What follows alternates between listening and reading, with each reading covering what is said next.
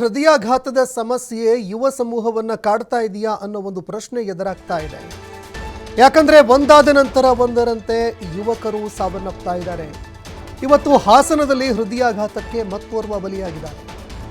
ಅರಣ್ಯ ಇಲಾಖೆ ಅಧಿಕಾರಿ ನವೀನ್ ಕುಮಾರ್ 31 ವರ್ಷ ವಯಸ್ಸು ಹೃದಯಾಘಾತದಿಂದ ಸಾವನ್ನಪ್ಪಿದ್ದಾರೆ. ಅರಸೀಕೆರೆ ತಾಲೂಕಿನ ಸಿಂಗಟಗೆರೆ ಗ್ರಾಮದ ನವೀನ್ ಕುಮಾರ್ ಹೃದಯಾಘಾತದಿಂದ ಸಾವನ್ನಪ್ಪಿದ್ದಾರೆ. ತುಮಕೂರು ಜಿಲ್ಲೆ ಬುಕ್ಕಾಪಟ್ಟಣದಲ್ಲಿ ಅರಣ್ಯ ಅಧಿಕಾರಿಯಾಗಿ ನವೀನ್ ಅವರು ಕೆಲಸ ಮಾಡ್ತಾ ಇದ್ರು. ಅರಣ್ಯ ವಲಯ ಪಾಲಕನಾಗಿ ಕೆಲಸ ನಿರ್ವಹಣೆ ಮಾಡ್ತಾ ಇದ್ರು ನವೀನ್. ಇವತ್ತು ಬೆಳ್ಳಂಬೆಳಗ್ಗೆ ಹೃದಯಾಘಾತಕ್ಕೆ ನವೀನ್ ಕುಮಾರ್ ಬಲಿಯಾಗಿದ್ದಾರೆ. ಸ್ಟಾರ್ ಸಿಂಗರ್ ಖ್ಯಾತಿ ಪಡೆದಿದ್ದ ನವೀನ್ ಕುಮಾರ್ ಸಾವನ್ನಪ್ಪಿದ್ದಾರೆ. ತುಂಬಾ ಹೆಸರು ಕೂಡ ಮಾಡಿದ್ರು. ಅವರ ಹಾಡುಗಳು ಸಾಮಾಜಿಕ ಜಾಲತಾಣದಲ್ಲಿ ತುಂಬಾ ವೈರಲ್ ಆಗ್ತಾ ಇತ್ತು. ಆದರೆ ನವೀನ್ ಕುಮಾರ್ ಸಾವನ್ನಪ್ಪಿದ್ದಾರೆ ಅನ್ನೋ ಮಾಹಿತಿ ಲಭ್ಯವಾಗ್ತಾ ಇದೆ. ಹಾಸನ ಜಿಲ್ಲೆಯಲ್ಲಿ ಈವರೆಗೆ 8 ಜನ ಹೃದಯಾಘಾತಕ್ಕೆ ಬಲಿಯಾಗಿದ್ದಾರೆ. ಸಾಕಷ್ಟು ಪ್ರಶ್ನೆಗಳು ಎದುರಾಗ್ತಾ ಇದೆ. ಸಾಕಷ್ಟು ಅನುಮಾನಗಳು ಕೂಡ ಕಾಡ್ತಾ ಇದೆ. ಯುವಕರು ಈಗ ಭೀತಿಯಲ್ಲಿ ದಿನ ಕಳೆಯುವಂತಹ ಒಂದು ಪರಿಸ್ಥಿತಿ ಎದುರಾಗ್ತಾ ಇದೆ. ಯಾಕಂದ್ರೆ ಒಂದಾದ ನಂತರ ಒಂದರಂತೆ ಹಾಸನದಲ್ಲಿ ಹೃದಯಾಘಾತಕ್ಕೆ ಯುವಕರು ಬಲಿಯಾಗ್ತಾ ಇದ್ದಾರೆ. ಅದು ಕೂಡ 20ರಿಂದ 30 ವರ್ಷದ ಒಳಗಿನ ಯುವಕರು ಅತಿ ಹೆಚ್ಚಿನ ಸಂಖ್ಯೆಯಲ್ಲಿ ಸಾವನ್ನಪ್ತಾ ಇದ್ದಾರೆ. ಬ್ಯಾಕ್ ಟು ಬ್ಯಾಕ್ ಸಾವುಗಳಾಯಿತು. ಇದಕ್ಕೆ ಕಾರಣ ಏನು ಅನ್ನುವಂತಹ ಪ್ರಶ್ನೆ ಎಲ್ಲರನ್ನ ಕಾಡ್ತಾ ಇದೆ. ಈಗ ಓರ್ವ ಅರಣ್ಯ ಅಧಿಕಾರಿ ನವೀನ್ ಕುಮಾರ್ 31 ವರ್ಷ ವಯಸ್ಸು ಇದಕ್ಕೆ ಬಲಿಯಾಗಿದ್ದಾರೆ. ಅರಸೀಕೆರೆ ತಾಲೂಕಿನ ಸಿಂಗಟಗೆರೆ ಗ್ರಾಮದ ನವೀನ್ ಕುಮಾರ್ ಅವರು ಹೃದಯಾಘಾತದಿಂದ ಸಾವನ್ನಪ್ಪಿದ್ದಾರೆ ಅನ್ನೋ ಮಾಹಿತಿ ಲಭ್ಯವಾಗ್ತಾ ಇದೆ. ತುಮಕೂರು ಜಿಲ್ಲೆ ಬುಕ್ಕಾಪಟ್ಟಣದಲ್ಲಿ ನವೀನ್ ಕುಮಾರ್ ಅವರು ಅರಣ್ಯ ವಲಯ ಪಾಲಕನಾಗಿ ಕೆಲಸ ಮಾಡ್ತಿದ್ರು.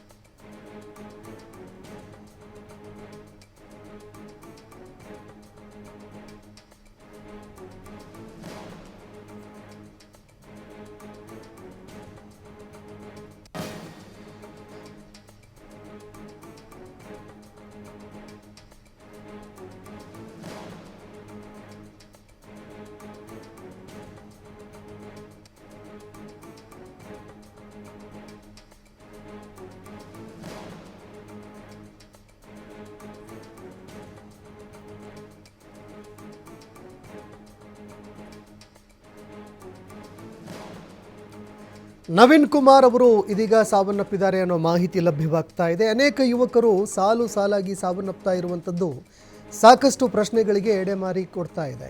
ಸಿಂಗಟಗೆರೆ ಗ್ರಾಮದ ನವೀನ್ ಕುಮಾರ್ ಈಗ ಹೃದಯಾಘಾತಕ್ಕೆ ಮೃತಪಟ್ಟಿದ್ದಾರೆ.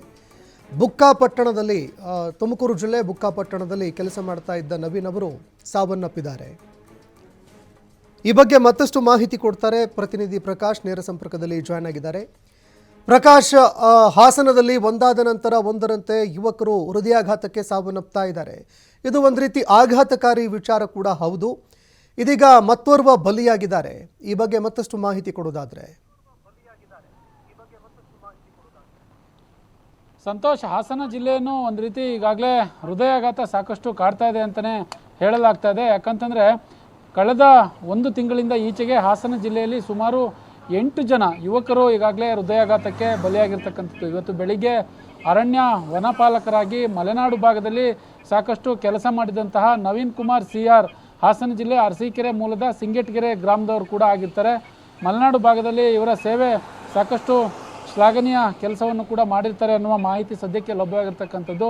ಇತ್ತೀಚೆಗೆ ಕಳೆದ ಒಂದು 15ರಿಂದ 20 ದಿನಗಳ ಹಿಂದೆ ತುಮಕೂರು ಮೂಲದ ಬುಕ್ಕಾಪಟ್ಟಣ ಅರಣ್ಯ ವಲಯ ಅಧಿಕಾರಿಯಾಗಿ ಅಲ್ಲಿಗೆ ವರ್ಗಾವಣೆ ಆಗಿತ್ತು.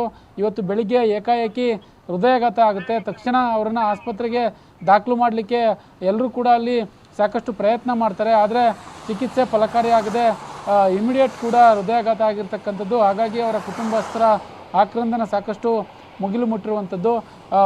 ಇವರಿಗೆ ಸಿಂಗಲ್ ಸ್ಟಾರ್ ಎಂಬ ಹೆಸರನ್ನು ಕೂಡ ಕರೀತಾ ಇದ್ರು ಅನ್ನುವ ಮಾಹಿತಿ ಲಭ್ಯವಾಗಿರ್ತಕ್ಕಂಥದ್ದು. ಅಂದರೆ ಅರಣ್ಯ ಇಲಾಖೆಯಲ್ಲಿ ಪಾಲಕರಾಗಿ ಕೆಲಸ ಮಾಡ್ತಿದ್ದಂಥ ಸಂದರ್ಭದಲ್ಲಿ ಸಾಕಷ್ಟು ಶ್ರದ್ಧೆ ಕರ್ತವ್ಯದಿಂದ ಪ್ರಾಮಾಣಿಕತೆಯಿಂದ ಕೂಡ ಕೆಲಸ ಮಾಡಿದರು ಅನ್ನುವ ಮಾಹಿತಿ ಸದ್ಯಕ್ಕೆ ಇರುವಂಥದ್ದು. ಆದರೆ ಇವತ್ತು ಬೆಳ್ಳಂಬೆಳಿಗ್ಗೆ 7 ಗಂಟೆಯ ಸಂದರ್ಭದಲ್ಲಿ ಹೃದಯಾಘಾತಕ್ಕೆ ಬಲಿಯಾಗಿರ್ತಕ್ಕಂಥದ್ದು ನಿಜವಾಗ್ಲೂ ಒಂದು ರೀತಿ ದುರ್ದೈವ ಅಂತಲೇ ಹೇಳ್ಬೋದು.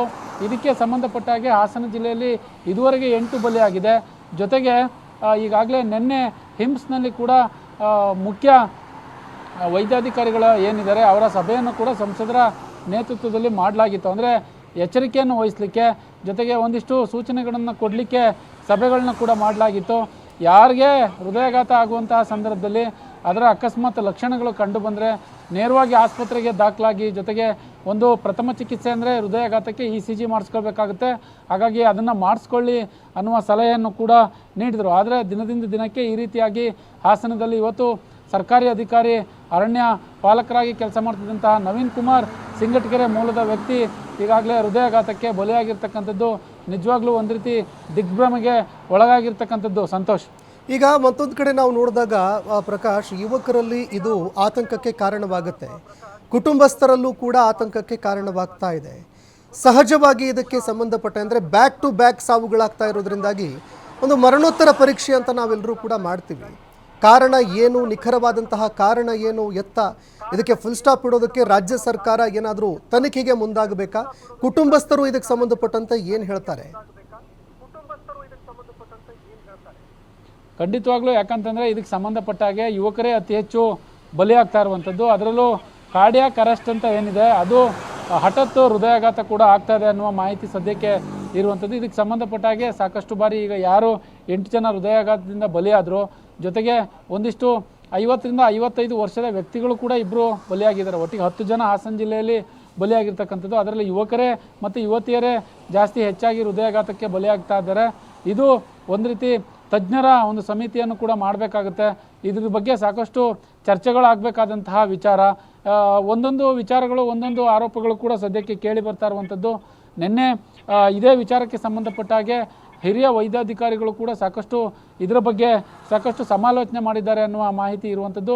ಸರ್ಕಾರ ಯಾವೆಲ್ಲ ರೀತಿಯಾಗಿ ಇದಕ್ಕೆ ಸಂಬಂಧಪಟ್ಟ ಹಾಗೆ ಅಂದರೆ ತನಿಖೆಯನ್ನು ಮುಂದುವರಿಸುತ್ತಾ, ಅಥವಾ ಇದಕ್ಕೆ ಏನು ಈ ಹೃದಯಾಘಾತ ಆಗ್ತಾ ಇದೆಯಲ್ಲ, ಇದಕ್ಕೆ ಏನಾದರೂ ಪರಿಹಾರ ಏನಿದೆ, ನೆಕ್ಸ್ಟ್ ಏನಿದೆ, ಯಾವೆಲ್ಲ ರೀತಿಯಾಗಿ ಕ್ರಮ ಕೈಗೊಳ್ಳುತ್ತೆ, ಆರೋಗ್ಯ ಇಲಾಖೆಗೆ ಏನು ಸೂಚನೆ ಕೊಡುತ್ತೆ ಅನ್ನೋದನ್ನು ಕಾದು ನೋಡಬೇಕಾಗುತ್ತೆ. ಬಟ್ ಕುಟುಂಬಸ್ಥರು ಹೇಳುವಂಥ ಪ್ರಕಾರ ಹೃದಯಾಘಾತ ಆಗಿದೆ ಅನ್ನೋದು ಸದ್ಯಕ್ಕೆ ಗೊತ್ತಾಗಿರ್ತಕ್ಕಂಥದ್ದು. ಸಂತೋಷ್, ಧನ್ಯವಾದಗಳು ಪ್ರಕಾಶ್ ನಿಮ್ಮೆಲ್ಲ ಮಾಹಿತಿಗೆ. ಇನ್ನು ಯುವಕರಲ್ಲಿ ಇದು ಸಹಜವಾಗಿ ಆತಂಕಕ್ಕೆ ಕಾರಣವಾಗ್ತಾ ಇದೆ. ಅದೇ ರೀತಿಯಾಗಿ ಹಾಸನದಲ್ಲಿ ಒಂದಾದ ನಂತರ ಒಂದರಂತೆ ಸಾವುಗಳಾಗ್ತಾ ಇರೋದ್ರಿಂದ ಇದಕ್ಕೆ ಸಂಬಂಧಪಟ್ಟಂತೆ ಒಂದು ಸಮಿತಿ ರಚನೆ ಮಾಡಿ ಕಾರಣ ಏನು ಇದಕ್ಕೆ ಅನ್ನುವಂಥದ್ದನ್ನು ಪತ್ತೆ ಹಚ್ಚಬೇಕಾಗತ್ತೆ. ಈ ಮೂಲಕ ಕನಿಷ್ಠ ಪಕ್ಷ ಮುಂದಿನ